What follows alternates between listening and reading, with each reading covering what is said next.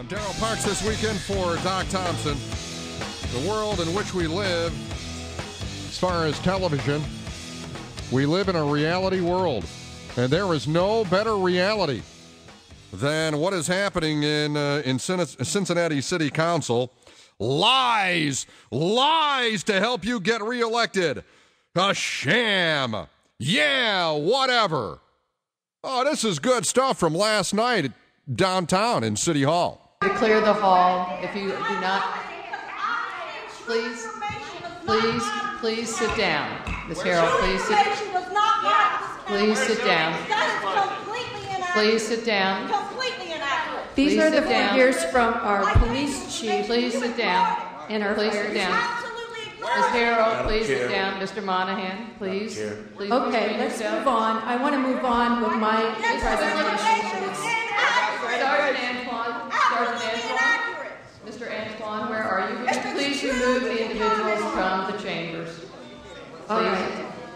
I'll leave myself, but people know your information is inaccurate and it's lies to help you get reelected. Thank you, Ms. Harrell. You're going to get unelected. Thank you, Ms. Harrell. Thank you very much. She's allowed to sit up here and be raised. Mr. Monahan, I'm going to have to ask Sergeant Antoine to remove you. Akron's cost per firefighter. Sergeant Antoine, please remove Mr. Monahan. Is more than Cincinnati, Toledo, Lexington, Louisville, St. Sergeant Louis, Antoine, Kansas City, please Knoxville, remove Mr. Nashville. OEQ budget, where's that? The manager's budget, the mayor's budget. Quiet. Those all Sergeant increased more than Antoine, five. please remove Mr. Monahan. It's ridiculous. This is a sham.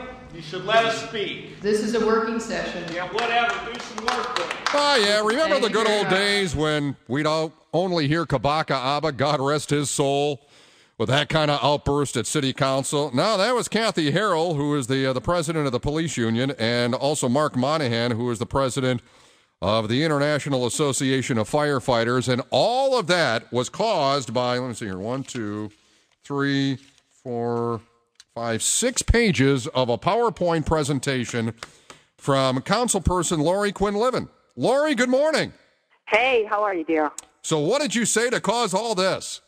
Well, all I did was show the truth in graphic form, and that caused this kind of reaction, which just shows me that a picture really is worth 1,000 words, and sometimes you have to visually show people what's going on so it becomes clear. So all this rage and outburst from the union president was simply on the first 2 slides. Okay? Oh, only on the first 2? First 2, and then she walked out. So all we're showing here is, over the last decade, look what's happened to the city. Look at every city budget and how much they've been cut. They've been cut deeply. Community development down 40%. It goes on and on. The only areas of our city budget that have not been cut over the last decade are police and fire. And they just happen to make up 67% of our budget. And when you see it in graphic form, it's like, oh, of course. Of course we need to make some cuts there. And that is what flew Ms. Harrell into a rage. So I had Mark Monahan on with me last week, and Mark and many of the people that are representing the union members in the city of Cincinnati, they don't believe the numbers. Why is there such a disconnect between what the revenue that the city is getting in and the expenses? And they don't believe the fact that the city of Cincinnati is showing a deficit of $60 million. Well, I don't know. That is simply irresponsible. I mean, they can easily double-check this information if they think it's inaccurate. We double-checked it just to make sure the information comes from our own budget department, from their police and fire budget people. They know it's true. They just want to divert the issue. And I think it shows what happens when council people do try to do the right thing. You stand up to special interests like this, and look what happens. I mean, what could be more clear as to what will happen to you if you dare to take on the sacred cow? So, luckily for me, I got elected to this council without police and fire union endorsements, and I really believe that some of my colleagues simply just steer away from this important thing because they don't want to upset this apple cart. Well, Laura, you see, you bring up a point, though. And you said, lucky for me, I wasn't elected with the support of the police union, the fire union. Right. You see, so to that point, Kathy Harrell may be right when she said, and I don't know if it was totally clear in that audio we just played, lies to help you get reelected. No, listen, I didn't. I wanted to get their support. It's not like I didn't want the support of the police and fire. The point is, I'm not going to say or do whatever they want just to get their support, because what I am here to do is make the tough decisions that need to be made. And, citizens elected me. It's not a total union thing. And I'm a Democrat. I'm pro-union. I'm not against unions, but this is reality. We have a budget problem to solve, and to continue to save all police and fire jobs every year, we just get into a deeper and deeper hole, and we can't compete. We can't compete with the other cities that are making the tough choices, which is, when you don't have the money, you have to cut the budget. If you would go to that last graphic there where we compare ourselves with the other cities, I think that is very telling. Look how much Raleigh, those that Minneapolis spend. Right. Let me just go over this real quick, since we're in radio vision here. I know, and I hope you put these on your website so people can see. Columbus spends the most for public safety, according to this graph. They spend the most. The most, 69%. But Columbus has a population of about 750,000 people. The next in line is Cincinnati with a population of 333,000, 65%. The lowest on the list is Raleigh with a population of 392,000, and they spend 43% on police and fire spending, according to this graphic that you sent. Yeah, these are numbers that we got from our budget department when we were talking about this last year, and these are the cities that we compete with. So, if someone's thinking about bringing their company here and jobs here, these are cities that we have to go up against. Look what better shape the other ones are in, because they're not spending all of their money on police and fire. I mean, to be in the 40% or even the 50% range, we'd be in such a better position. But we're up there 67%. Now, the only one that spends more is Columbus, and you know what just happened in Columbus? All the voters in Columbus this year voted to increase their own taxes, their income taxes, so they can continue to keep up this kind of police and fire spending. So if people here want to go to the polls and say, you know what, I'm willing to pay more income taxes because I want to never cut a police or fire job, then maybe that's what we should do. All right, Laura, let's talk about increasing taxes. Okay. I was interviewing Cecil Thomas yesterday, and and I pointed out that in much of his discussion, he was always talking about raising additional fees or taxes, and we can get into the minutia of what a fee and a tax is, but they're both the same thing. And at no point did he talk about making any cuts. Now, you are talking about making cuts. I'm talking about making the cuts. What Cecil is proposing is doing what Columbus did. Take it to the polls where you ask voters to increase their own income taxes. That's what he wants to do. But if he's going to do that, he's got to get a lot of signatures on, the petition. It's got to get on the ballot, and it wouldn't happen until May. So it would really be helpful for maybe the next year. And I don't know if he's really going to follow through with what he's talking about. But I'm talking about, let's cut our budget just like you do in your own household. When you no longer have the money to pay for things, you scale back. And that's what we need to do. Lori, there are numerous business publications that are putting Cincinnati on a real bad list, and it's one of them is a list of insolvency. In fact, Cincinnati is the number 4 city predicted to go bankrupt in 2011. To be insolvent. Whose data is that? I brought it up to Chris Monzel. I didn't bring it in the studio with me. It's in my office. But I think it's Business Insider. It's a business publication. Okay. Well, yeah, you know what? I don't know about that, but I wouldn't be surprised, because all anyone has to do is look at the path we're on here. If we continue to spend most of our money on police and fire and never, ever adjust when we're in recessionary times, we will go bankrupt. How will you react, let's say, though, if the crime rate goes up in the city of Cincinnati? The problem, if you look at the city, and you look at the suburbs of Cincinnati, and the issue and the perception is that Cincinnati is a dangerous city. Just a few months ago, it was brought out. There was another online publication that said the most dangerous neighborhood in America was in Cincinnati, meaning in a section of over the Rhine. So that was a couple years ago. Yeah, that was such a bogus thing. Well, here's what I do now.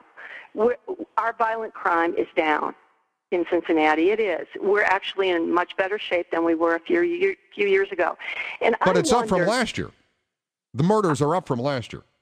But overall, our violent crime is down. Now, I asked Chief Stryker a couple months ago when he was before us, doing his presentation. I said, and he was talking about how violent crime is down. And I said, what do you think has made the biggest difference in our crime rate, in policing in the last few years? What has helped? You know what he said? Smarter policing. We're now using data to target the bad guys. And that's what we're doing with programs like SERV and those kind of things. And he didn't say it's because I've got a bunch more officers. He made the point that we have to do smarter policing, not just more bodies on the street. So I believe the chief. He's the expert, and I think that we will still be okay. A couple of years ago, Hamilton County commissioners had to make the tough choices too, and they cut budgets, and that included the sheriff's budget. He had to lay off 87 deputies. I think people in the county are surviving. How do you feel about the combining and it's interesting because when this idea came out of combining the Hamilton County Sheriff's Department and the City Police Department, a lot of people ran toward that, but this is so 11th hour at this point, and even a number of weeks ago, there are so many things to unravel, and there are so many issues to deal with, from pensions to seniority to you name it, that it can't possibly be done in just a few days. But where do you stand on that moving forward and investigating that into the new year? Okay, well, here's where I stand. I think it's, especially if we're going to continue down this path where no one has the guts to cut the police and fire budget, that we're going to have to look at other options. So we should look at it. But I agree with you that you certainly can't slap this together in 1 week. And it's kind of strange to me that we're willing to throw the baby out with the bathwater. We do have a very good police department. It's accredited.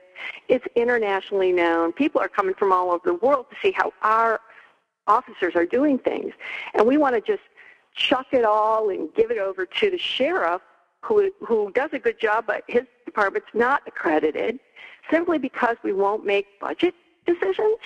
I think that's kind of crazy. So, I'm willing to explore that idea and see how it would work, but it needs a lot of study because it's very complicated. Right. And I think we'd be in better shape if we just, made the cuts we need to make. Lori, do you realize how dysfunctional the governing of the city of Cincinnati looks? Yeah, I do, unfortunately, because I came from the media. I can certainly see how this looks to the public and what's really going on in the inside. And, yeah, I do, and it's unfortunate. It is, because I think, the people there are good people, and people want to do the right thing, but some folks are just so unwilling to compromise, and they get something in their head that, they're going to do no matter what, and that doesn't serve citizens. I mean, you have to be willing to compromise a little bit and do what's best overall, and really take on special interests. Are you willing to go on record and say, look, and I'm going to do the right thing? The city of Cincinnati's broke. We have to have some change, not only in our budget, but the court case that's going on now in funding the pension plan. Are you willing to go on record to say, I'm going to do the right thing and not run for re-election? Oh, you think that would be the right thing, not run for re-election? Mm-hmm. Yeah, I'm going to make the tough decisions, and I'm going to and be damned with any special interest group, and I'm going to do the right thing. I'm going to do the right thing, and I'm not worrying about re-election. I'm not going to run for re-election. Well, I'm not worrying about re-election, and I am going to do the right thing, but I hope to be on the council for 8 years, because I'll tell you what, after we get past this hard time and we need to make the hard choices, I think we are positioned wonderfully to grow. I think, we are going to really see a lot of new people, new jobs, new companies coming to our city. And, I'm a streetcar supporter, so I look forward to being in city leadership, for 8 years. But you know what? If people don't want me, I'll go and do something else. That's fine. This is not my dream career. This is something that I thought I would be able to serve and provide an interesting perspective with my investigative reporter training. So, I feel like I know where waste is and how to get it out of government and know how to communicate with people, and that's what I'm trying to do. All right, one final question. What's going to happen? Is there going to be a continuation budget? I hope not, because that means a lot more layoffs that don't need to happen. But, if my colleagues stay entrenched in their, we must have management, what do you call it? I can't even think of the name of it now. What, as far as the garbage collection? They want to outsource the garbage. Yeah, outsource. Can I just mention that, how I feel about that? First of all, the city guy who's been in charge of evaluating how much does it really cost us as a city to pick up the garbage, all in, all the costs, all the employee costs, including recycling, white goods, all that stuff. They identified the cost as $20.50. That's how much it cost us right now to do the job. So there's a few people, Bortz and Burdick in particular, that want to say, let's just give it all to a private company. But they can't guarantee the private company will charge any less than that. And when we look at what the private company, Rumpke, is charging the Green Township and all the little places around us where they already do provide the service. Yeah, about $17 a month. No, it's like $19.20. They're already in that Not my range. bill. Well, I don't know where you live. Anderson. Where you live. Okay, Anderson, it might be a little lower, but what I'm saying is, even without doing all this, laying off all our city workers, they're already kind of in the range. My idea is, and I wrote this with the unions yesterday, is let's let our own employees, give them 6 months they commit to looking at the service. How can we do this more efficiently? How can we save money for taxpayers with our own people that we already have? They present a plan to the city manager by June 15th. Hopefully they've found some savings. And whatever they found, we reduce any garbage fee that we've imposed by that. And then the next year when we go to this fee, it's going to be based on how much garbage you throw away. All right. So if you're a big garbage producer, you'll have a bigger fee. If you don't produce hardly anything, you shouldn't have to pay anything. Lori, real quick question. How many people are on the garbage trucks in Cincinnati? Per truck? How many employees? Per truck. How many people, employees are on each truck? I believe, and I could be wrong about this, I believe there are 2, but when we go to this new system where it's an automatic pickup like it is with the recycling carts, they can do it with 1. Yeah, and Rumpke does it with 1 now. Hey, Lori, we're running late on time, but as always, I appreciate the time and all the best for 2011. Thanks, Darryl. All right, Lori Quinlivan, councilperson for the city of Cincinnati that caused the chaos last night. The chaos. All right, take a quick break here. 24 after 10, 700 WLW.